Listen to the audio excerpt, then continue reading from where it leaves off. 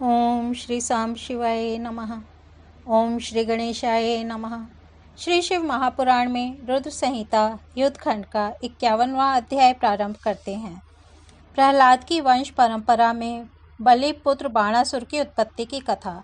शिव भक्त बाणासुर द्वारा तांडव नृत्य के प्रदर्शन से शंकर को प्रसन्न करना, वरदान के रूप में शंकर का बाणासुर की नगरी में निवास करना, शिव पार्वती का विहार, पार्वती द्वारा बाण पुत्री उषा को वरदान। व्यास जी बोले, हे सर्वज्ञ, हे सनत कुमार, आपने मुझ पर अनुग्रह कर परम प्रीति से शिव के अनुग्रह से पूर्ण यह अत्यंत अद्भुत कथा सुनाई। अब शिवजी के उस चरित्र को सुनना चाहता हूँ जिस प्रकार उन्होंने प्रीतिपूर्वक बाणासुर को गाणपत्य पद प्रदान किया। सनत कुमार बोले, हे व्यास, जिस प्रकार शिवजी ने प्रसन्नतापूर्वक बाणासुर को गाणपत्य पद प्रदान किया, परमात्मा शिवजी के उस चरित्र को अब आदर पूर्वक सुनिए। इसी चरित्र के अंतर्गत बाणासुर पर अनुग्रह करने वाले महाप्रभु सदाशिव का श्री कृष्ण के साथ युद्ध भी हुआ। अब शिव की लीला से युक्त, मन तथा कान को सुख देने वाले तथा महापुण्यदायक इतिहास को सुनिए। पूर्व काल में ब्रह्मा जी के मानस पुत्र मरीचि नामक प्रजापति हुए, जो उनके सभी पुत्रों में ज्येष्ठ, श्रेष्ठ एवं महाबुद्धिमान मुनि थे। उनके पुत्र मुनि श्रेष्ठ महात्मा कश्यप हुए, जो इस सृष्टि के प्रवर्तक हैं। वे अपने पिता मरीचि तथा ब्रह्मा जी के अत्यंत भक्त थे। हे व्यास जी, दक्ष की सुशील 13 कन्याएं थीं, जो उन कश्यप मुनि की पतिव्रता स्त्रियां थीं। उनमें ज्येष्ठ कन्या का नाम दिति था। सभी दैत्य उसी के पुत्र कहे गए हैं, और अन्य स्त्रियों से चराचर सहित सभी देवता आदि संतानें उत्पन्न हुई। ज्येष्ठ पत्नी दिति से महाबलवान 2 पुत्र उत्पन्न हुए, जिनमें हिरण्यकशिपु ज्येष्ठ तथा हिरण्याक्ष कनिष्ठ था। उस हिरण्यकशिपु के क्रम से हिराद, अनुलाद, संलाद तथा प्रहलाद नामक 4 दैत्य श्रेष्ठ पुत्र हुए। उन सभी में प्रहलाद अत्यंत जितेंद्रिय तथा भगवान विष्णु का परम भक्त था, जिसका नाश करने में कोई भी दैत्य समर्थ नहीं हुआ। उस प्रहलाद का पुत्र विरोचन हुआ, जो दानियों में श्रेष्ठ था और जिसने ब्राह्मण रूपी इंद्र के मांगने पर अपना सिर ही दे दिया। उस विरोचन का पुत्र महादानी एवं शिवप्रिय बलि हुआ, जिसने वामन अवतार धारण कर याचना करने वाले विष्णु को संपूर्ण पृथ्वी दान कर दी। उसी बलि का औरस पुत्र बाण हुआ, जो शिव भक्त, मान्य, दानी, बुद्धिमान, सत्य प्रतिज्ञ एवं हजारों का दान करने वाला था। वह दैत्यराज बाणासुर अपने बल से तीनों लोकों को तथा उसके स्वामियों को जीतकर शोणित नामक पुर में रहकर राज्य करता था। सभी देवगण शंकर जी की कृपा से शिव भक्त उस बाणासुर के दास की भांति हो गए थे। उस बाणासुर के राज्य में देवताओं को छोड़कर अन्य प्रजाएं दुखी नहीं थीं। देवगणों के दुख का कारण यह था कि बाणासुर उनका शत्रु था एवं वह असुर कुल में उत्पन्न हुआ था। एक समय उस महादैत्य ने अपनी 1000 भुजाओं को बजाकर तांडव नृत्य द्वारा उन महेश्वर को प्रसन्न कर लिया। भक्त वत्सल भगवान शंकर उस नृत्य से संतुष्ट तथा अत्यंत प्रसन्न हो गए और उन्होंने कृपा दृष्टि से उसकी ओर देखा। सर्वलोकेश, शरणागत वत्सल एवं भक्तों की कामना पूर्ण करने वाले भगवान शंकर ने उस बलि पुत्र बाणासुर को वर प्रदान करने की इच्छा की। सनत कुमार बोले, हे मुने, अत्यंत बुद्धिमान एवं शिव भक्त वह बलि पुत्र बाणासुर परमेश्वर शिव का भक्ति से प्रणाम कर स्तुति करने लगा। बाणासुर बोला, हे देवदेव, हे महादेव, हे शरणागत वत्सल, हे महेशान, हे विभो, हे प्रभो, यदि आप मेरे ऊपर प्रसन्न हैं तो मेरे नगर के अधिपति बनकर अपने पुत्रों एवं गणों के सहित इसी के समीप निवास कर मेरा हित करते हुए मेरी रक्षा कीजिए। सनत कुमार बोले, शिवजी की माया से मोहित हुए बलिपुत्र बाणासुर ने मुक्ति देने वाले दुराराध्य शिव से केवल इतना ही वर मांगा। भक्तवत्सल प्रभु शंकर उस बाणासुर को उन वरों को देकर गणों तथा पुत्रों सहित उसके पुर में निवास करने लगे। किसी समय बाणासुर के शोणितपुर नामक मनोहर नगर में नदी के तट पर शिवजी ने देवगणों एवं दैत्यों के साथ क्रीड़ा की। उस समय गंधर्व एवं अप्सराएं नाचने हंसने लगीं। मुनियों ने शिव को प्रणाम किया, उनका जप, पूजन तथा स्तवन किया। प्रमथगण अट्टहास करने लगे, ऋषि लोग हवन करने लगे एवं सिद्धगण यहाँ आए और शिव की क्रीड़ा देखने लगे। मलेच, कुमार्गी तथा कुतर्की विनष्ट हो गए। समस्त देव माताएं शिवजी के सम्मुख उपस्थित हो गईं तथा सभी प्रकार के भय नष्ट हो गए। उस क्रीड़ा से रुद्र में सद्भावना रखने वाले भक्तों के सांसारिक दोष दूर हो गए। उस समय शिवजी का दर्शन करते ही सभी प्रजाएं अत्यंत प्रसन्न हो गईं। मुनि तथा सिद्धगण स्त्रियों की अद्भुत चेष्टा को देखकर अट्टहास करने लगे।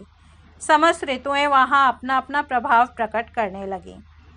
पुष्पों के पराग से मिश्रित सुगंधित वायु बहने लगी। पक्षी समूह कूजन करने लगे एवं पुष्पों के भार से अवनत वृक्ष शाखाओं पर मधुर लंपट कोयलें वनों तथा उपवनों में कामोत्पादक मधुर शब्द करने लगीं। उस समय क्रीड़ा विहार में उन्मत्त तथा काम पर विजय न प्राप्त कर उससे देखे जाने मात्र से ही काम के वशीभूत सदाशिव ने नंदी से कहा। चंद्रशेखर बोले, हे नंदिन, तुम शीघ्र ही इस वन से कैलाश जाकर मेरा संदेश कहकर श्रृंगार से युक्त गौरी को यहाँ ले आओ। सनत कुमार बोले, ऐसा ही करूँगा।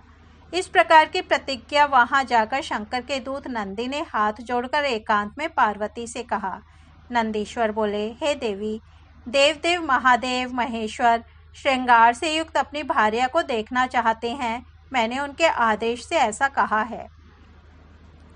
सनत कुमार बोले, हे मुनिश्रेष्ठ, उनके इस वचन को सुनकर पतिव्रत धर्मपरायणा भगवती पार्वती बड़ी प्रसन्नता से अपना श्रृंगार करने लगी और नंदी से बोली, तुम मेरी आज्ञा से शीघ्र शिवजी के पास जाओ और उनसे कहो कि मैं अभी आ रही हूँ।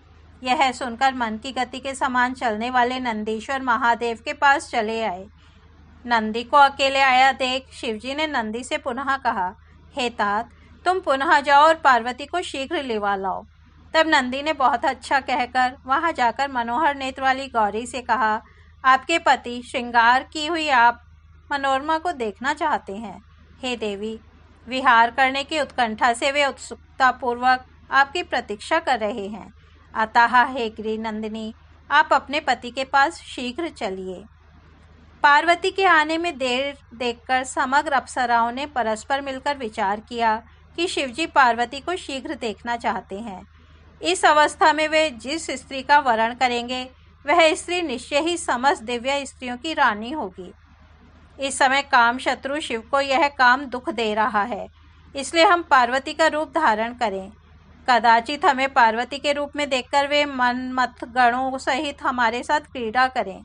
वे आदरपूर्वक आपस में ऐसा विचार करने लगी। अतः जो स्त्री दाक्षायणी से रहित इन शंकर का स्पर्श कर सके वही निःशंक भाव से पार्वती पति शिवजी के पास जाए और उन्हें मोहित करे। तब कुंभांड की कन्या चित्रलेखा ने यह वचन कहा, मैं गौरी का सुंदर रूप धारण कर शिवजी का स्पर्श कर सकती हूँ। चित्रलेखा बोली, केशव ने शिवजी को मोहित करने की इच्छा से परमार्थ के लिए वैष्णव योग का आश्रय लेकर जिस मोहिनी रूप को धारण किया उसी को मैं धारण करती हूँ। तदनंतर उसने उर्वशी के परिवर्तित रूप को देखा। इसी प्रकार उसने देखा कि घृताची ने काली रूप, विश्वाची ने चंडिका रूप, रंभा ने सावित्री रूप, मेनका ने गायत्री रूप, सहजन्या ने जया रूप, पुंजिक स्थली ने विजया का रूप तथा समस्त अप्सराओं ने मातृगणों का रूप प्रयत्नपूर्वक बना लिया है।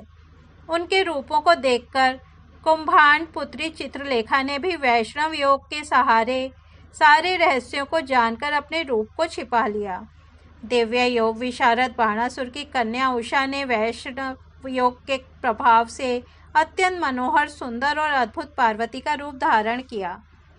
उषा के चरण लाल कमल के समान दिव्य कांति वाले, उत्तम प्रभा से संपन्न, दिव्य लक्षणों से संयुक्त एवं मन के अभिलक्षित पदार्थों को देने वाले थे। उसके बाद सर्वांतर्यामिनी तथा सब कुछ जानने वाली शिवा गिरिजा शिवजी के साथ उसकी रमण की इच्छा जानकर कहने लगी। गिरिजा बोली, हे सखी उषे, हे मानिनी, तुमने समय प्राप्त होने पर सकाम भाव से मेरा रूप धारण किया, अतः तुम इसी कार्तिक मास में ऋतु धर्मिणी होगी। वैशाख मास के शुक्ल पक्ष की द्वादशी तिथि को घोर अर्धरात्रि में उपवास पूर्वक अंतःपुर में सोई हुई इस अवस्था में तुमसे जो कोई पुरुष आकर रमण करेगा, देवगणों ने उसी को तुम्हारा पति नियुक्त किया है। उसी के साथ तुम रमण करोगी, क्योंकि तुम बाल्यावस्था से ही आलस से रहित होकर सर्वदा विष्णु में भक्ति रखने वाली हो। तब ऐसा ही हो। इस प्रकार उषा ने मन में कहा और वह लज्जित हो गई। इसके बाद श्रृंगार से युक्त होकर रुद्र के समीप आकर वे देवी पार्वती उन शंभु के साथ क्रीड़ा करने लगीं। हे मुने, तदनंतर रमण के अंत में भगवान सदाशिव स्त्रियों, गणों एवं देवताओं के साथ अंतर्धान हो गए। इस प्रकार श्री शिव महापुराण के अंतर्गत द्वितीय रुद्र संहिता के पंचम युद्धखंड में उषा चरित्र वर्णन के क्रम में शिवाशिव विहार वर्णन नामक 51वां अध्याय पूर्ण हुआ। कल हम 52वां अध्याय सुनेंगे। तब तक यही विराम देते हैं। ओम नमः शिवाय।